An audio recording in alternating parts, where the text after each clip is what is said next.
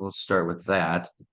Well, good afternoon, everybody. Welcome to the 30-minute AI plus EI equals a better you webinar. And this is our fifth Troon webinar we've done with the Troon organization. And as Ricardo was saying, we're really looking at this from a much bigger picture. And there's a lot of great opportunities for us to help be part of your organization. And for some of you, you might have saw Craig and I speak at your national conference last year. But just as a reminder, myself, Rick Ladendorf, and Craig Marshall, the monk, were known as the monk of the mastermind. And we actually saw Ricardo at the Boardroom Magazine Educator Conference last in Orlando. And we were awarded the 2022 Educator of the Year. So we've got some good credentials, been around, we understand the business. And as Ricardo said, that America's Healthiest Club, some of you might know what that is all about, but that's really where I got my start officially in 2012 when I brought that program out to really speak about health and wellness with regards to the membership and the staff. But it wasn't until I met Craig the monk that I realized that it's more important than just what we eat and how we recreate and exercise. It's how we think. And that's the biggest problem I think that we see in this industry. But before I get into that, I just wanted to say that we've been doing a lot of work in this area of mindfulness. And, we're a content partner for the Club Management Association. So for those of you who are involved in that, you might have seen this at some of the chapters. I do work with Beth, and she's looking to incorporate this into some of her stuff. We work with the PGA Magazine and working with their general managers. I think there's 2,400 PGA general managers throughout the country. Not all private clubs, but we're a content partner for them as well because we provide content that they don't. And then, of course, Troon, we're working with you guys on a national level. Slowly but surely, I think we're making some really good progress. And then for those of you who might know PCMA, it's the Professional Club Marketing Association, and they're all about the membership marketing, and some of our content is embedded in their certification program. And then last but not least, the Boardroom Magazine is something that's very interesting. You'll probably start seeing us in the Boardroom Institute, which is an online learning platform for board and committee members.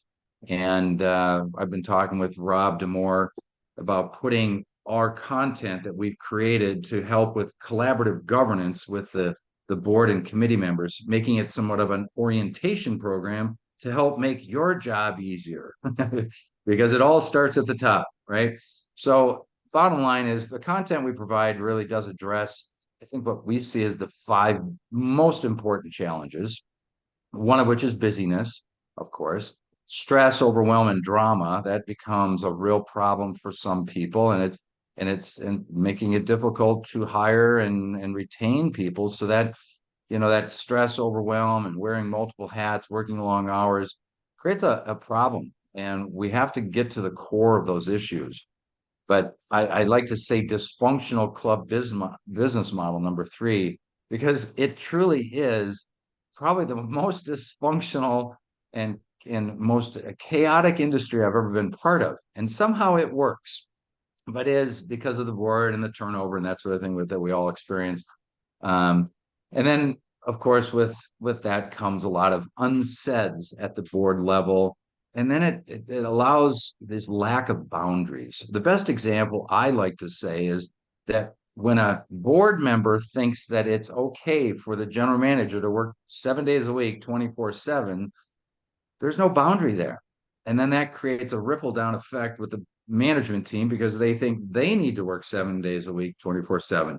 There's a better way. And we believe, especially with the AI, EI, that we can help show you how to save a lot of time if you're not using the tool to actually save time. And then you have that ability to take time to really work on strategy and vision and really take the time to do personal development. Because let's face it, if you're stressed out and chaotic and not managing from a calm perspective, it's really difficult to manage and lead. Because what we also hear, the most important thing is work-life balance. And we're redefining what that means because we know what work life looks like and we know what the life outside of work looks like, but it's that me component, that self component that we don't spend enough time on. And that's the part that's causing a lot of the stress in the business. So we're going to get into it, but many of you know what AI is. And of course, there's Chat GPT. We're going to do a demonstration on that today, but it's really a tool that can help across the board. And if you're not using it, hopefully you start taking advantage of this tool, because people like Rob Podley, when he saw it for the very first time, he immediately jumped on it. His entire departments are using it. He said that he saved thousands of dollars and hundreds of hours just on one project that he used the tool for. But what we're really going to focus on is really the emotional intelligence. I've just given you the definition of what AI defines it as, but most of you might know it as the emotional quotient. And there is a score you can get for determining how empathetic you are and how your emotions work and how you lead. But really, truly, what we're talking about here is how do you take that tool and make it work? Because if it saves you time and improves relationships, helps you to connect with people in a better, more meaningful way, making better decisions, reducing your stress, and maybe even help reducing silos and misunderstandings, I think you're going to find that this tool, combined with your emotional intelligence, is really going to be an amazing shift in the way you manage and lead. So before I turn it over to Craig, I just want to talk about a couple of people that come to mind when we start talking about AI and how is it being used. And first, Peter, general manager in Michigan. He came to me one day and says, Rick, I have been on it's been on my calendar for months, but I needed to put together an employee orientation plan. And I said, well, let's talk about that.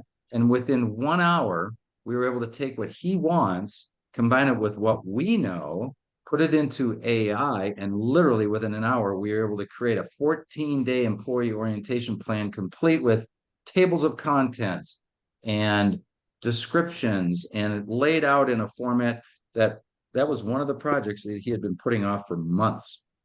And that's a big deal because this tool can help. And now, how does that relate to EI? Well, of course, it's about communicating to the employees, the new employees, about who we are and what's our culture look like, that sort of thing. Gary, another general manager, had an issue where he was trying to work with his board to create the language for his membership buyback for his bylaws. They had 4 meetings as a board, and they couldn't come to a conclusion and an understanding of how to language that and put it into their bylaws. We spent 30 minutes together talking about what it is.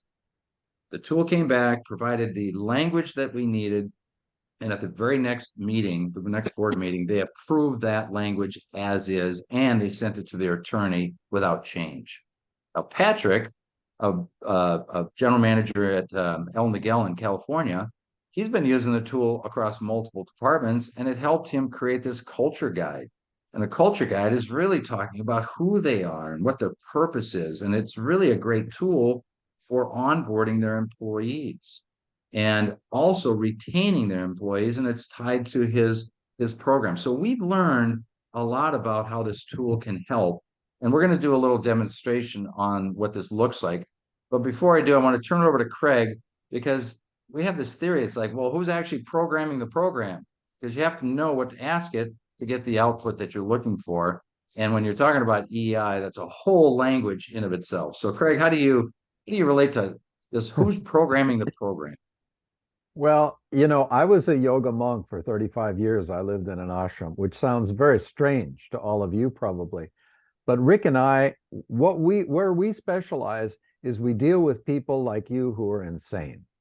And the problem is that we all are insane, but we don't know it. And the definition of insanity, of course, is doing the same old thing in the same old way, hoping for different results. We all do that, right?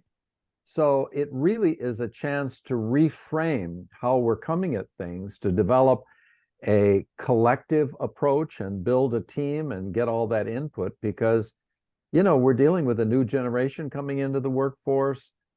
People's attention spans are going down, and people are busy, busy, busy, like Rick was talking about. And my theory is that our work should give us energy, not suck energy. That we should go home at the end of the day excited, energized, optimistic, really be excited about where the next day is going to take us. And if we're not in that boat, there's a problem. There's something wrong in not only our own lives, but in our culture. And they didn't teach us this stuff in school, of course, but I think what's really native to us is calmness. But yet everybody I know is pretty stressed out these days. I think good leaders focus on what matters most, but Rick and I know a lot of leaders who are pretty ragged. They're running around with their hair on fire, and basically their job description, no matter what they call it, is problem solving. Well, why are there problems? And again, that leads to short-term focus. They're just task-oriented. A lot of people have a hard time just making it through their emails on a daily basis, instead of being up top working on vision and mission and building culture so that their team members come to them with solutions rather than problems. So it's about empowerment. It's about all of these things. But what gets in the way, I think, an umbrella word, is this damned ego business. And so that's what we try to deconstruct in our classes. And we've broken this whole curriculum down into bite-sized things because we know everybody is busy and attention spans are down. So we've tried to make it fun and easy. And that's, I think, our secret sauce. So we can deal with all of these things, which are important in their own right. But how do people slow things down and really take a look and ask how we can reframe our approach? Otherwise, it's going to wear us down. So that's my sermon, about all of this, because otherwise, what really, I think, when history looks back upon this period of time, the early 21st century, it's going to be characterized by this word right here, that it was a time when stress became the norm. And that's weird. That is not sustainable. And so whether you look at the body side of it with fatigue and constricted breathing, these are not little things. You look at the mind, everybody's got worry and negativity, foggy thinking. We hear about all the time.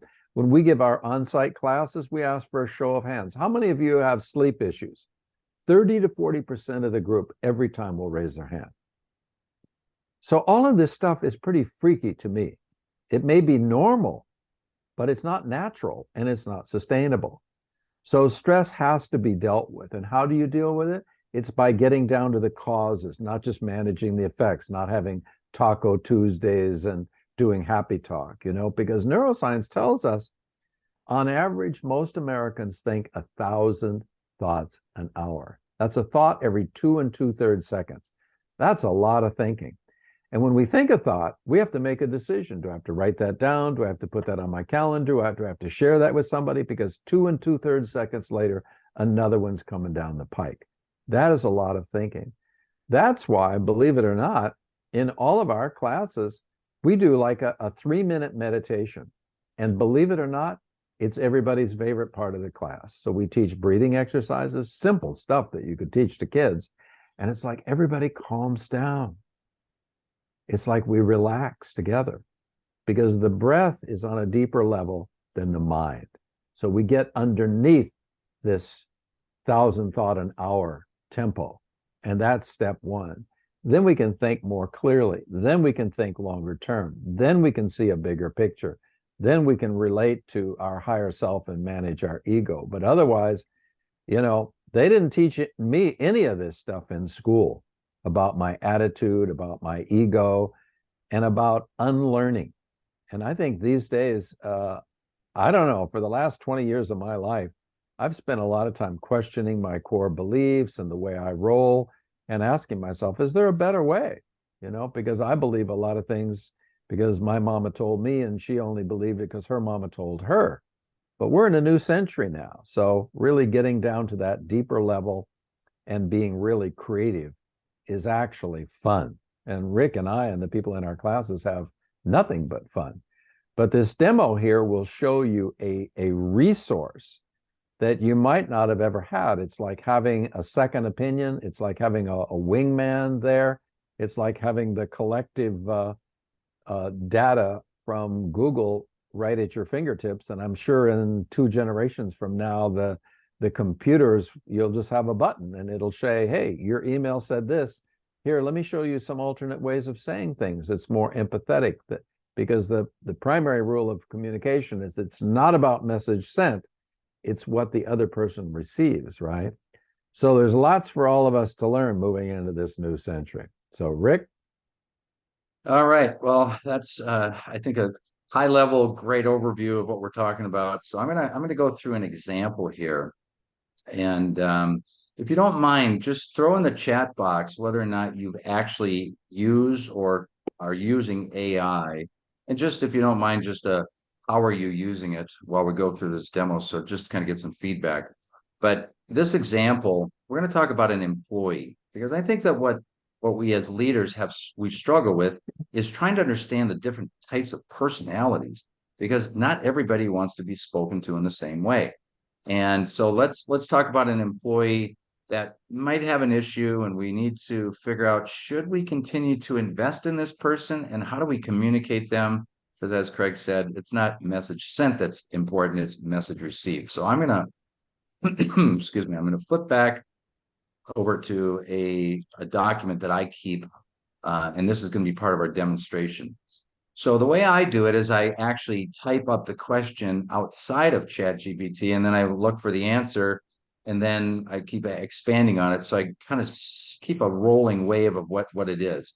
So in this particular case, I'm going to use ChatGPT and ask, I need to learn how to communicate with Jane, an employee that seems to be introverted, shy, intelligent, but yet disconnected socially from her team members.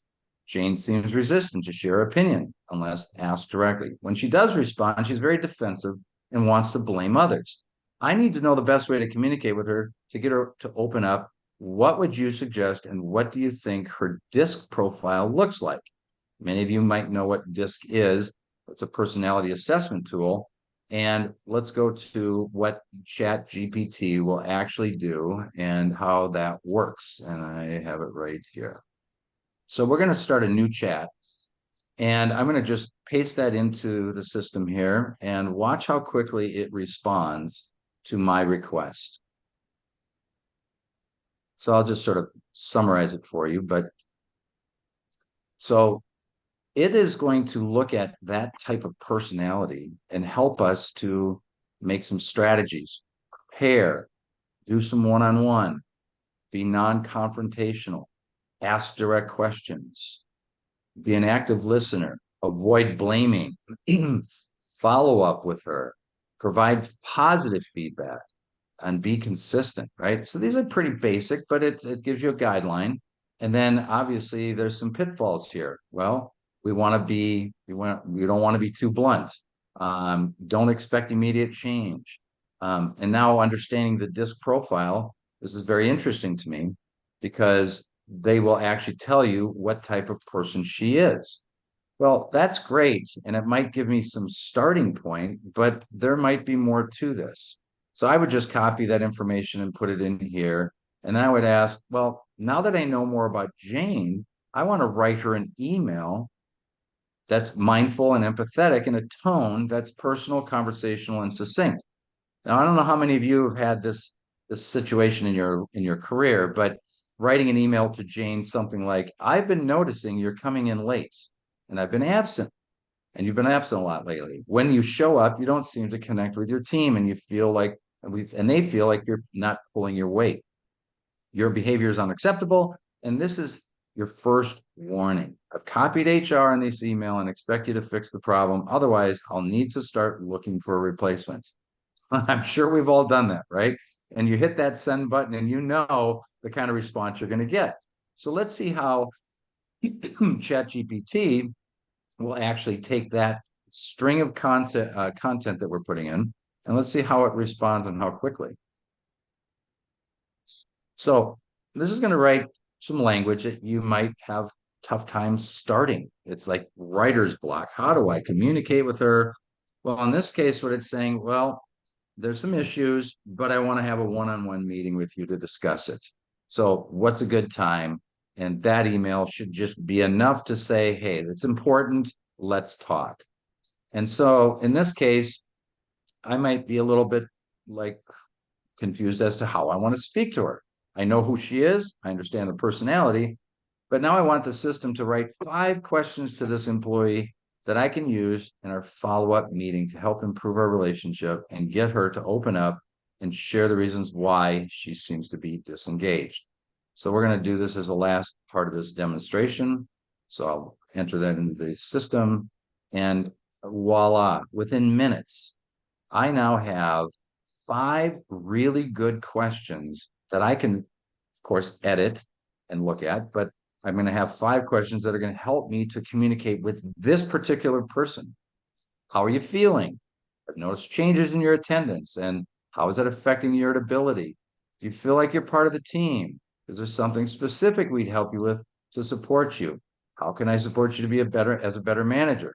So basically what this is doing is allowing you to have sort of a psychologist in your back pocket to work with this person, because everybody's different. Some people learn differently, right? So in this particular demonstration, it really is a good example of how we can actually integrate a tool like AI into our leadership styles. So Craig, I'm going to just ask you, what did you find in the chat box? Was there anything that was interesting there? Yeah, it's there's a number of people who are using it. There's a number of people who have not used it. And I think that don't be shy, because you may have read something that it's opening up Pandora's box, it's going to destroy creative thinking and so forth. But I think this example that Rick has used is a very graphic one that shows an everyday situation.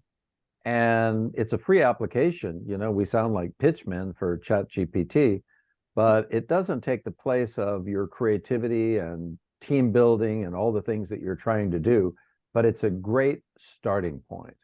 So I think that's the main thing. And, you know, you talk about using it to get clarity on creating certain documents. That's a starting point. Rick and I have used it to actually write preliminary partnership agreements. We have written drafts of articles for magazines. And it's, again, it spits back only as quality information as you put into it. So Rick and I have done so many things so many times that we can put something in as an outline form and say, put language around this. You can then look at it and say, we'd like to rewrite this for a largely feminine audience who's 25 to 40, and it will give a more empathetic approach. Write this for people who are older and maybe eyeing retirement. And so it just really helps you sort of segment your audience and direct it to get the most impact. But it's really powerful, and it is definitely the future. So Ricardo, you've got your hand raised. What's on your mind? Yeah, a couple of things. So if you have, I mean, I've more recently been exposed to this, and I was blown away. Just, you know, you hear about it, I've seen it, played with it, but a couple of weeks ago, I was talking to a colleague. I'm trying to get really hone in on this vision statement. I'm working with a club strategic planning committee, and you know, we kept going to we all know what we want to say, but we can't quite articulate it.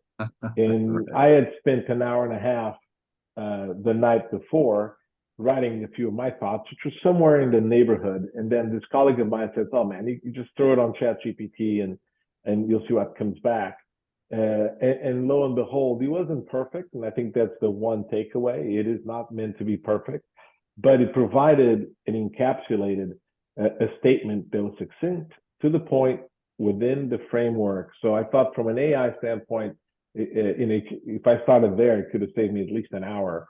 And I guess the follow up there, if there's the one thing I find is it seems like there's up-team AI models out there. So if there's one that you gentlemen have used, as you mentioned, it's, you know, and particularly if it's free and you say, hey, start with this and try this, that would be a great takeaway for these guys before we finish today.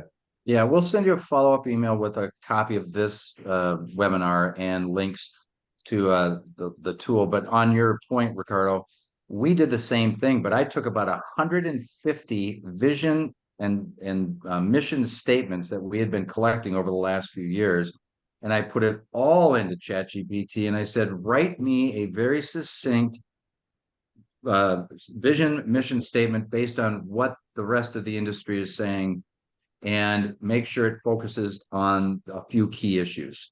It was amazing. Within seconds, it spits out a summary of all of that. So the tool is amazing, but you know what? I think the biggest problem that we have in the industry, and Michael Wheeler said this to me the other day. He says, Rick, you can lead a horse to water, but you can't make him drink. We've heard that, right?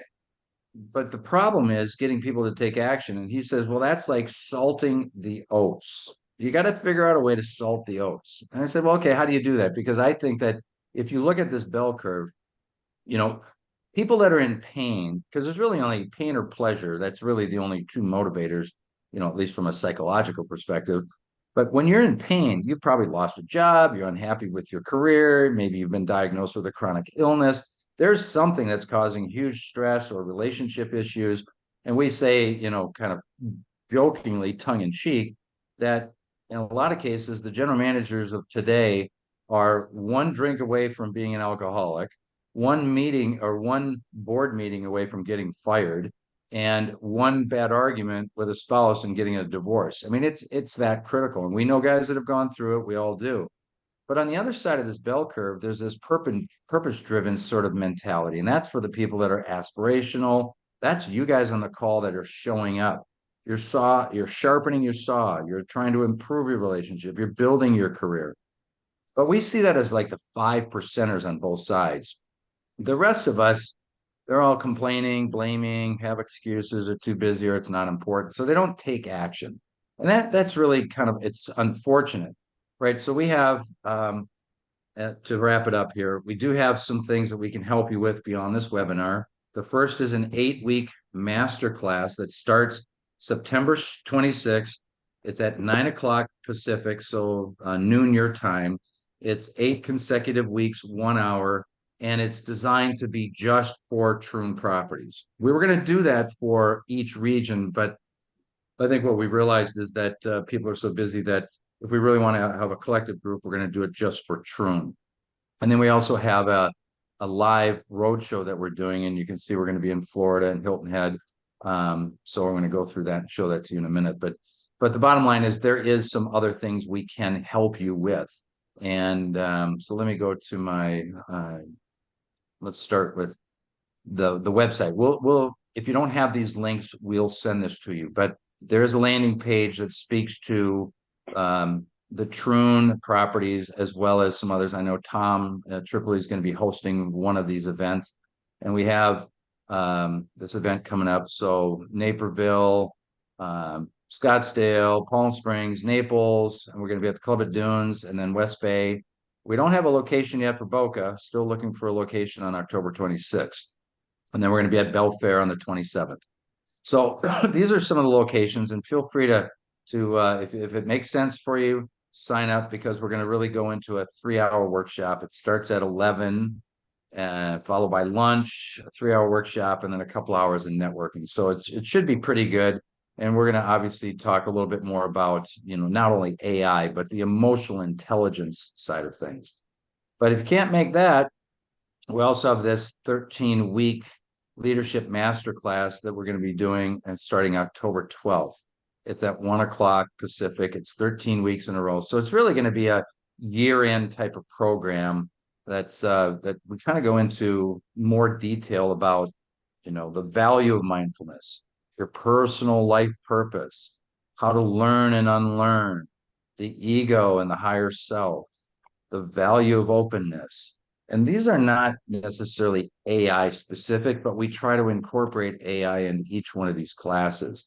Active listening and questioning, empathy and emotional intelligence. These are all titles and topics that we've done quite a bit of work with Rob Damore and Julia Kelly to say, well, what's really important for this group?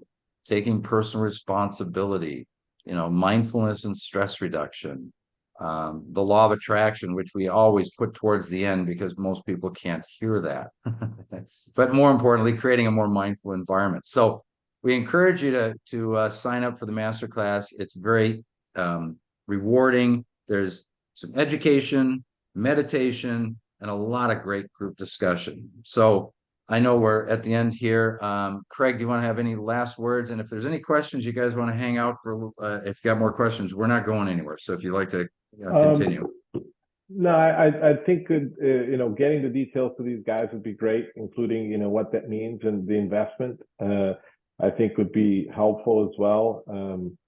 Like you said, I'll turn it over to the guys and see if there's any questions from the group before we disband. Okay. Yeah, Craig, any last parting thoughts that I missed? No, I'd love to hear from you guys what you're up against or what your take is on this presentation today. Charlie, what do you think? Well, I have a question. So I saw that there was an in-person that'll be at Belfair in October. So what's the difference between doing an in-person versus the online commitment? Yeah, the online workshop is a 3-hour condensed, inspirational sort of session that goes into a lot of topics, where the 13 weeks is 1 hour per week for 13 weeks, where we dive deeper into each topic. So one is more of an overview, but it's very interactive. We have tools, we do exercises, we share, we have a lot of feedback. So the 13 weeks, I think that gets into a lot of networking and team building. And so there's a difference. There's some overlap, of course. Thank you. No problem. Anybody else? Any other questions? I think I don't know if they do. I have a question for you guys. Maybe I don't know if it's more Craig or not, but I think that the interesting part of this, particularly in the beginning, was the whole EI concept, right? And how we're dealing with a generation that even though I'm probably kind of the average age here on this group, but I come from an old school mentality. Your boss told you to jump, you'd say how high. We're not dealing with that anymore. I mean, the people that work with us and for us, they have to understand a bit of the why, and they don't respond, for instance, the sample email you shared, Rick, where people say, hey, just do this because I'm your boss and I'm telling you to do it. So there's a whole other component to the workplace now that really requires that we think differently and try and message each individual a different way. So I don't know, Craig, if you can expound a little bit upon kind of, if you go through this 13-week or program or 8-week program, some of the examples you've seen, how this has been helpful to other clubs and other leaders. Yeah, great question, Ricardo. I think that, it's like in coaching, and I've coached everybody from the Beatle George Harrison to Steve Jobs, many well-known people, down to, Joe Blow. And I think everybody's kind of alike. And when you talk to people these days, they really need to be heard. They need to be respected before you can tell them, the rules of the road, and they have to become sort of respective. They have to respect you, and you have to build a trusting environment. So I think the best first step is doing things together. But you can take them bowling, or you can take them out for pizza night, and socially they get to know each other, and that's putting a few pennies in a common piggy bank. But when they're learning and growing together, Ricardo, that's the magic. When they're learning and when they're unlearning, when they're questioning, when they're looking ahead together, and I think that's the thing. I really believe, when I look at the world today, Ricardo, I think we're going beyond an era of past strong men, inventors, kind of the cowboy mentality, the rugged individualist, that kind of thinking. I think it's going to become collective. I think it's going to become groups. And so people have to learn to work and talk together. Otherwise, we'll tear each other apart. That's what's going on in the whole world, isn't it? They're marching in every city of the world, all this political hubba and everything. It's like people have to learn to connect, and it's built on respect. That's how you build trust. That's how you build humanity. That's what emotional intelligence is all about. So learning together, going through a program together, going to a workshop is great. It's a great introduction. People go away excited every time. We're going to do this, we're going to do that, because we give them a lot of tools. It's very pragmatic. But when you go through a 13-week program, that can be life-changing. That can be transformational. People go, wow, that was heavy duty stuff. And it was fun. It was light, but yet they walk away with tools. And you know what most people tell us? I use this stuff as much at home as I do at work. Yeah, I could see that, Craig, and it's, pressures are coming from every direction. I talk to a lot of folks, and a lot of folks that, the demands, right, just seem to be never ceasing for our industry, particularly with the shift down to a lot of the clubs that these gentlemen, are managing, right? We had a lot of people that moved down to the Northeast, never belonged to a club, show up, and now it's like everything should be my idea of what it should be, and puts a lot of undue pressure. Sometimes misinformed. I don't know if Michael or Fran or Tom have anything else, Sean or David for that matter, have anything else they want to ask. So I'll turn it over to them. Otherwise, we'll just call them one by one because Tom likes that. No, it's been great. Everything looks good so far. Well, that was quick. Yeah, Tom, I got your message. I'll give you a buzz after this to talk about if we have to consolidate the Naples and the West Bay into one session. The idea was that there would be enough interest from the Troon specific clubs that we would have a Troon specific event. And so if that's not the case, then we can certainly consolidate those two. What was the date for that? The 23rd and 24th of October were the dates. Right. Yeah. Oops, you're muted there, Tom. Yeah, my concern is obviously being so close and sharing the same market. I just don't, I would hate to waste, the time of Rick and Craig.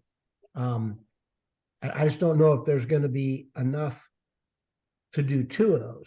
I mean, I depends on what you guys think. I mean, yeah, it's all going to depend on, I would say the next few weeks are going to be the most important because we're about 6 weeks out.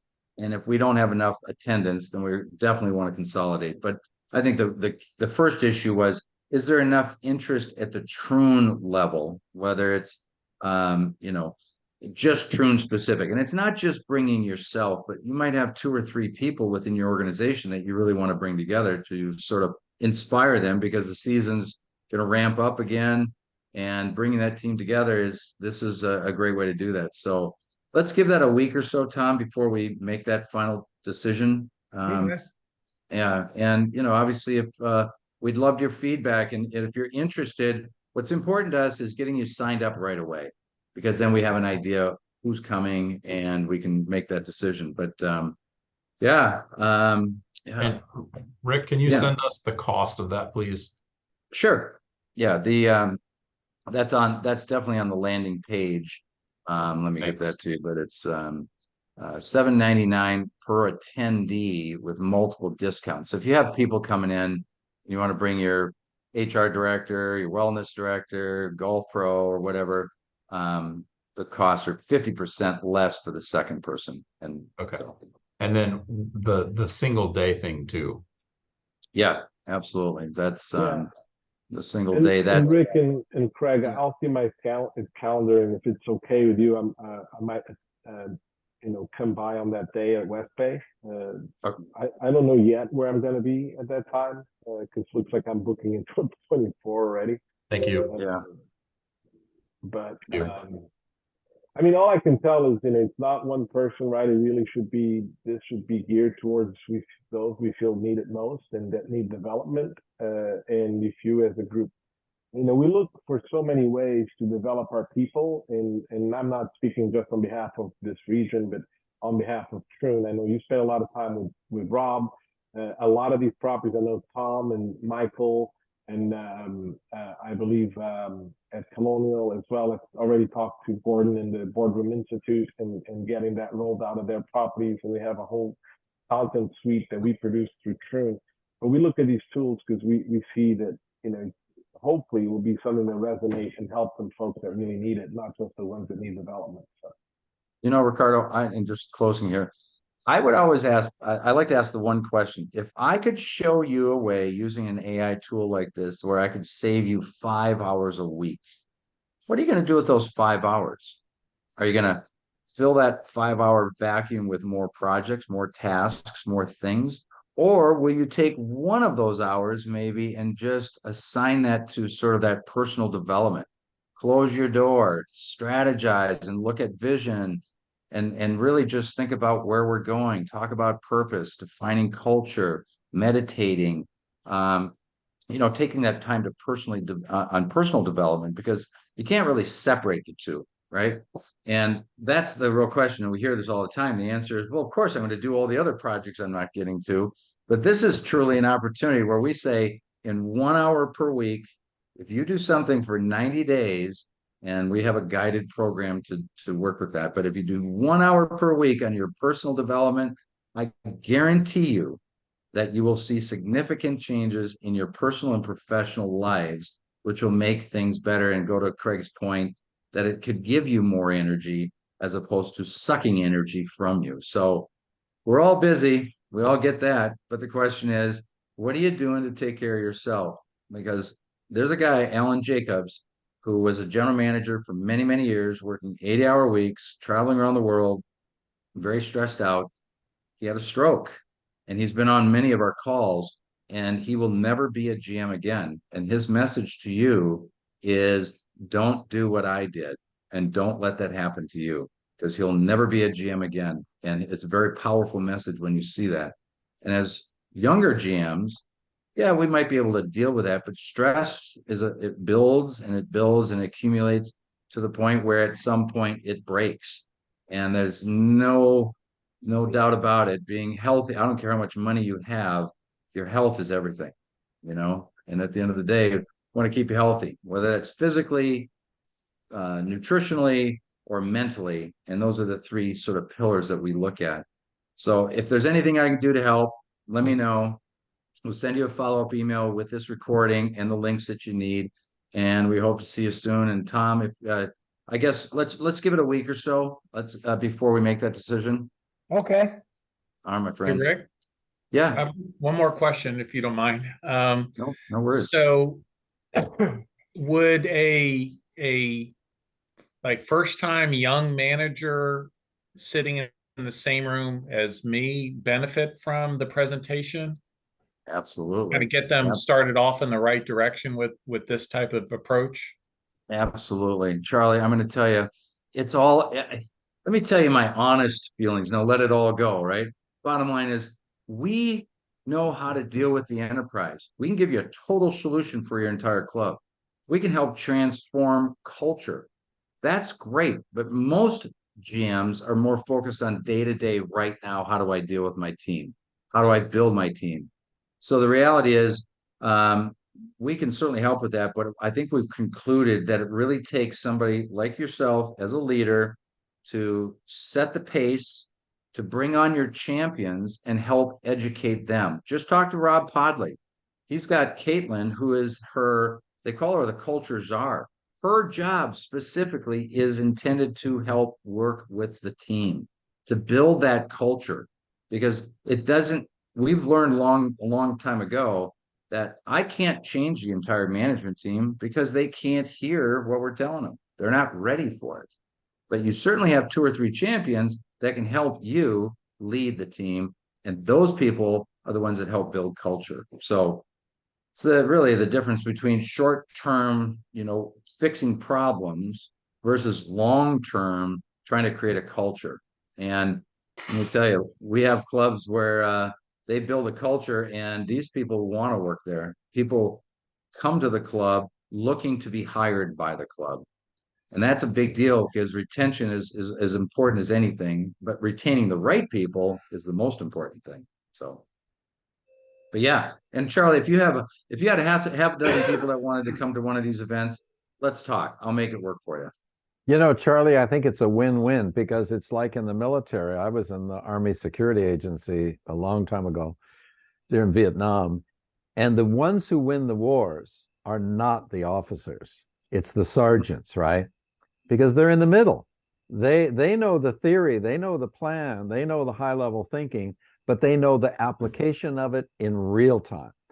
And so these people are really, if you empower the hell out of them, they're going to make your job so much easier, and they are going to allow you to deal with who you need to deal with and what you need to deal with, which is largely your board and your members, right? You shouldn't be running around doing anything and everything and a jack of all trades. The first sign of civilization is division of labor, right?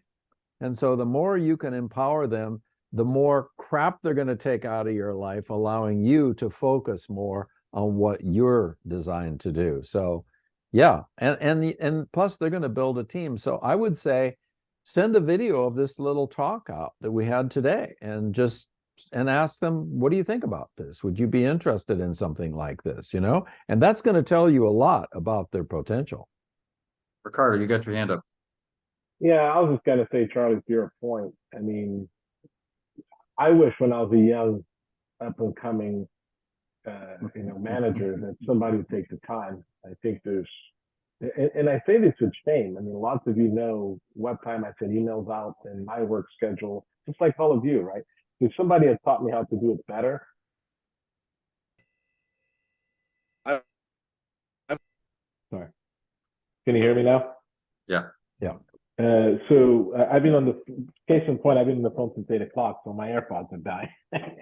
But it's really a life tool. I think it actually creates better leaders. I think we all come at it from a different perspective. I've seen folks that I consider to be jovial, easygoing, and just a joy to be with get completely just burned out because of the demands of the job, right? So yeah, I would encourage everybody to take a look at it seriously, because the other part of it too is we always strive to say, balance, work-life balance. This generation is more attuned to it after COVID than ever. And if there's a way to at least try and insert some of this into their life, I actually think it probably resonate a lot. Even if it's not everybody, if it's 2 or 3, I think it might lead you to have 2 or 3 more saying, hey, what do I need to do to be eligible for this? But again, it's got to make sense for all of you. Rick and Craig told me that they had to suspend the commission program, so I don't get anything to get out of this. But the reality is, I think that if we can equip people with the tools, and then it creates that culture, what's the downside?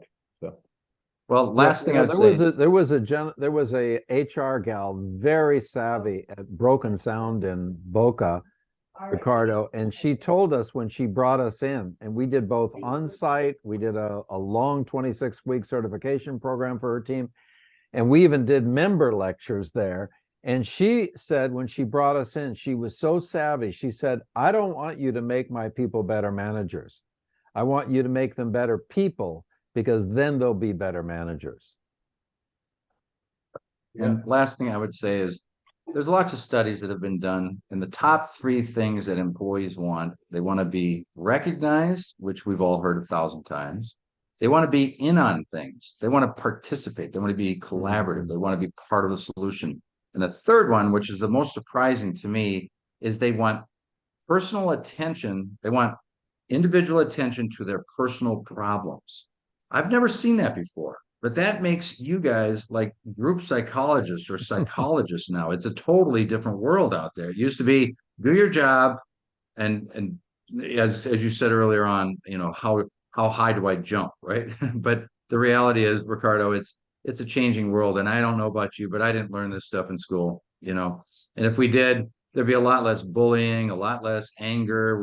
I think we'd get along much better. And if it's up to you as leaders to sort of change that dynamic, and we're here to help you. So unless there's other questions, I'll let you go. I know we're way past the 30 minutes, but I really appreciate the questions, because this tells me that this is important to you. Thank you. Okay, thank you to the group for making time from their busy schedule. Thank you, Rick and Craig. Always a pleasure to be here with you. And I look forward to next steps, and I'll encourage those here to reach out to you, reach out to me, any questions you have, and have the rest of a good Tuesday. All right, guys. Have a great day. Thanks for joining us. Thanks, All right, bye, guys. everybody. Yeah, see you. Have a great day.